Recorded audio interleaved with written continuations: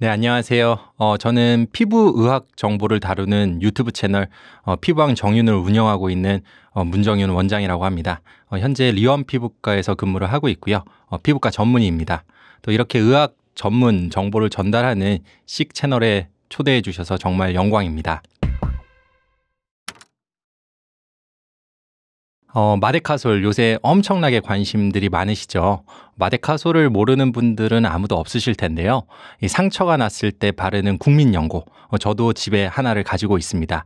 그런데 최근에 이 마데카솔을 바르면 피부에 좋다, 피부 노화 예방에 도움이 된다, 이런 소문들이 퍼지고 있는데 과연 진실일까요? 일단 이거를 이해하기 위해서는 마데카솔 자체보다도 이 마데카솔의 성분에 주목할 필요가 있습니다. 마데카솔의 주성분은 이 시카라고 부르는 병풀인데요. 이 병풀에서 추출한 대표적인 물질이 네 가지가 있는데 하나가 마데카소사이드, 그리고 마데카식 액시드, 그리고 아시아티코사이드, 아시아틱 액시드 이렇게 네 가지가 있습니다. 이 중에서 이 마데카소사이드를 제외한 나머지 세 가지 성분을 묶어서 센텔라 정량 추출물이라고 부르는데요. 이 센텔라 정량 추출물이 바로 마데카솔의 주성분입니다.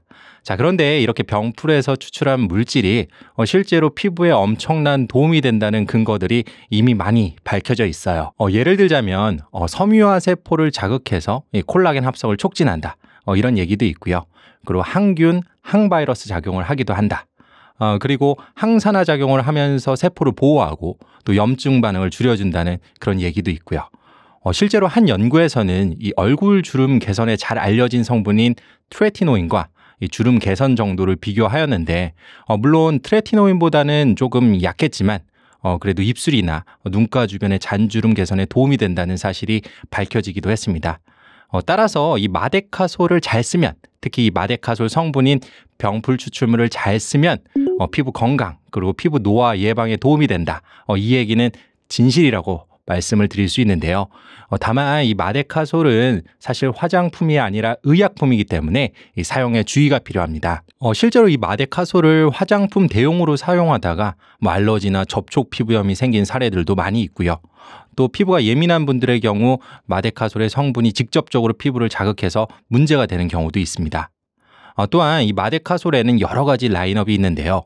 이 마데카솔 겔, 마데카솔 연고, 그리고 마데카솔 분말 이 세 가지를 제외한 다른 라인업에서는 실제로 센텔라 정량 추출물 외에 또 다른 유효 성분들이 믹스되어 있기 때문에 이러한 제품들을 화장품 용도로 사용하는 것은 아주 부적절합니다.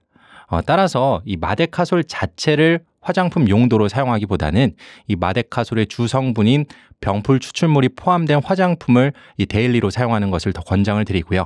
최근에는 이런 제품들이 마데카 크림, 시카 크림 이런 이름으로 시중에 많이 출시가 되어 있죠. 요새 마데카솔만큼이나 바세린도 굉장히 핫한 것 같아요. 우리가 약국에서 정말 저렴한 가격으로 구입할 수 있는 게 바세린이거든요. 저도 실제로 직접 가끔씩 사용하기도 하고요. 그런데 바세린에 대한 오해도 사실 많은 것 같습니다. 이 바세린 자체가 이 석유에서 정제하여 추출한 물질이다 보니 이 화학물질이라는 얘기가 있고 또 화학물질이니까 또 피부에 안 좋다 이런 소문들도 돌고 있는 것이 사실이거든요. 하지만 화학물질이라고 피부에 무조건 나쁜 것은 아닙니다. 우리가 화장품 성분으로 사용하는 많은 것들도 결국에는 여러 가지 화학 반응을 토대로 추출한 물질이기 때문에 사실상 이 모든 화장품 성분들이 다 화학물질이라고 얘기 드릴 수 있거든요.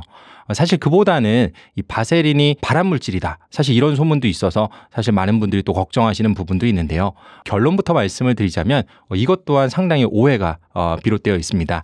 바세린 자체가 발암물질이라기보다는 이 석유를 정제하는 과정에서 불순물이 나오게 되는데요. 그 불순물 중에 다환 방향족 탄화수소 라는 것이 있습니다.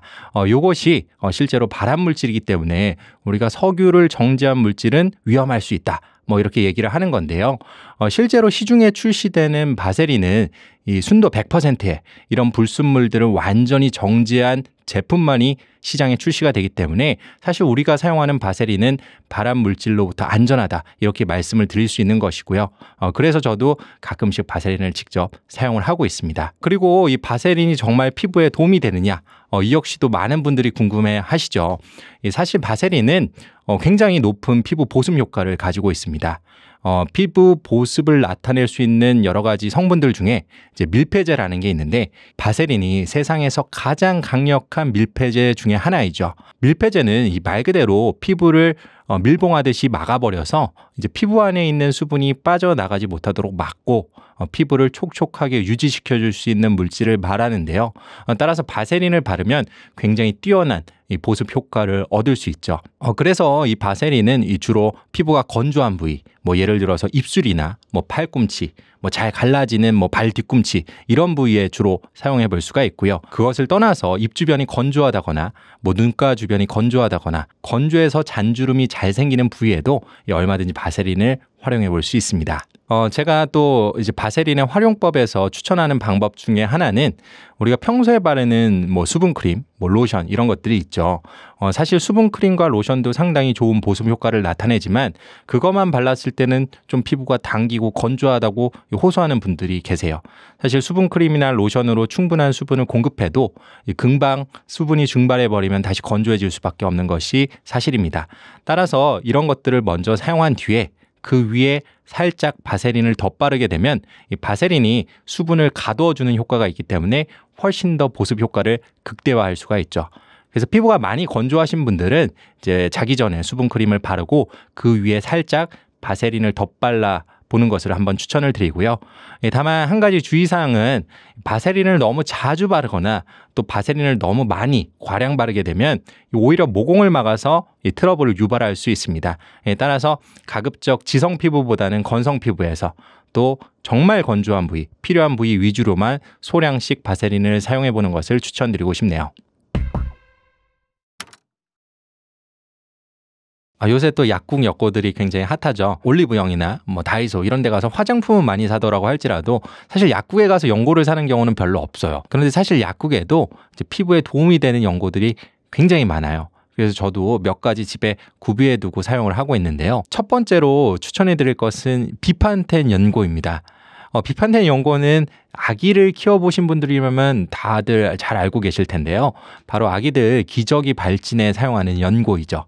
근데 사실은 이 비판텐 연고가 굉장히 피부 보습 효과도 뛰어나고 이 재생 효과도 뛰어나기 때문에 꼭 기저귀 발진이 아니더라도 여러 가지 피부 문제에 사용을 해볼 수가 있습니다. 비판텐 연고의 주 성분은 덱스판테놀이라는 것인데요. 이 성분이 피부 내에 흡수가 되면 이 비타민 B5, 판토텐산으로 전환이 되고요. 이 판토텐산은 우리 몸에 조효소 A의 보조인자로 작용해서 피부에 여러 가지 긍정적인 효과를 미치게 됩니다. 대표적으로 손상된 피부의 재생을 도와주는 효과가 있는 것이죠. 그래서 비판텐 연고를 꼭 기저귀 발진 외에도 피부가 약간 예민하다거나 피부가 건조하다거나 하는 부위에 조금 사용을 하게 되면 일반적으로 사용하는 화장품보다 훨씬 더 뛰어난 피부 재생과 보습 효과를 얻을 수 있습니다. 그리고 보통 이 약국에서 판매하는 연고라고 하면 이 스테로이드가 들어가 있을 것 같아서 걱정들을 많이 하시는데요. 이 비판텐 연고에는 스테로이드가 전혀 포함이 되어 있지 않습니다. 그래서 내성의 위험이나 효과가 떨어질 피부 부작용 이런 문제에 대해서는 너무 걱정하지 않으셔도 되고요. 꾸준히 써도 문제가 없는 제품이라는 점도 강조드리고 싶습니다. 자, 그리고 제가 두 번째로 추천해드리고 싶은 연고는 미보 연고입니다.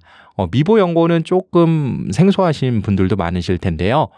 주로 화상 연고로 많이 알려져 있어서 저도 가끔 이제 화상을 입고 병원에 오신 분들에게 처방을 해드리는 연고 중에 하나입니다.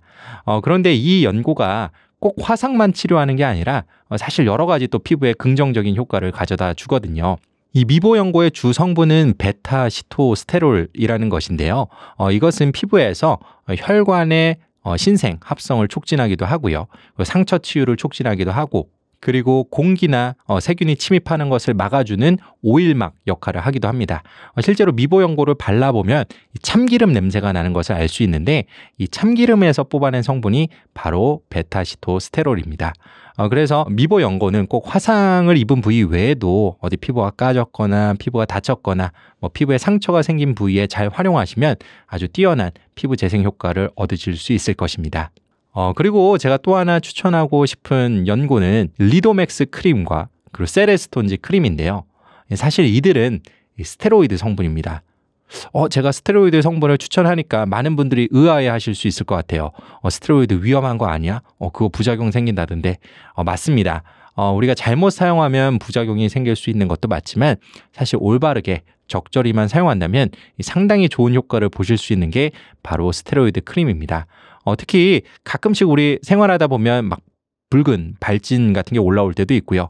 특히 가렵거나 그럴 때도 있잖아요. 그리고 가끔씩 벌레 물리거나 알러지 생길 때도 있고요.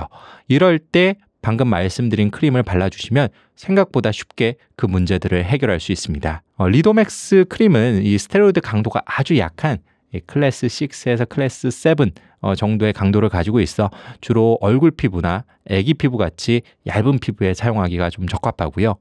세레스톤지 크림은 그보다 살짝 강한 클래스 5 정도에 해당되기 때문에 주로 몸에 생긴 문제에 바르기 적합합니다.